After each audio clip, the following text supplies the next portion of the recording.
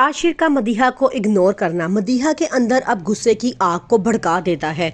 अब वो अपने आप से वादा करती है कि बहुत गुरूर है ना उसको अपनी इज्जत का, उसका यही गुरूर एक दिन मैं सबके सामने तोड़ के रख दूंगी।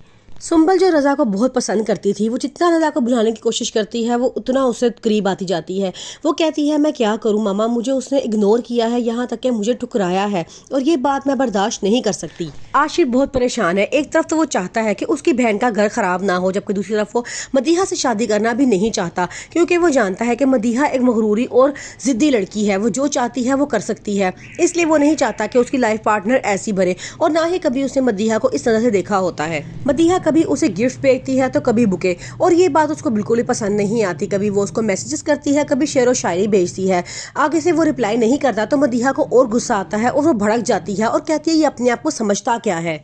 रज़ा मुस्कान को बहुत पसंद करता था और उससे निकाह के बाद अब वो बहुत खुश है, लेकिन वो ये नहीं चाहता कि कोई और इसके रिश्ते के बीच में आए और उनकी खराबी का बायस बने। यहाँ तक कि जबकि मुस्कान की घर वालों ने आशिर के रिश्ते को इनकार किया तो उसने इस बात को भी एक्सेप्ट कर लिया और कहा कोई बात नहीं, मेरी बहन के लिए रिश्तों की कमी नहीं है, अगर ये रिश्ता नहीं हुआ फिर भी हम अपना रिश्ता खराब नहीं करेंगे।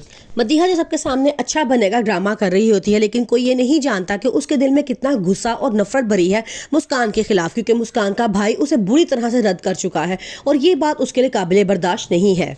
मुस्कान ये बात जानती है कि मदीहा आशिर को बहुत पसंद करती है और हर सूरत में उसी से शादी करके रहेगी, लेकिन वो ये बात भी जानती है कि उसकी अपनी मामा ये कभी भी नहीं चाहती कि मदीहा बहू बन के उनके घर में आए, क्योंकि वो जानती है कि मदीहा एक बिगड़ी हुई और बिगड़े मिजाज की लड़की है जो उनके घर का माहौल हर तरह से खराब करेगी।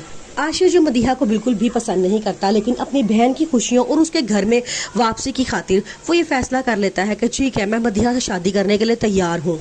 लेकिन उसकी अपनी ही मामा इस फैसले की बहुत मुखालफत करती हैं और कहती हैं कि मैंने कभी भी मदीहा को अपनी बहू के रूप में नहीं देखा था और ना ही मैं कभी उसको अपने घर में आने दूंगी। मदीहा जो घर की लाडली बेटी होती है, उसे हमेशा से आदत होती है कि जो चीज उसको चाहिए वो उसे हासिल करके ही छोड़ती है।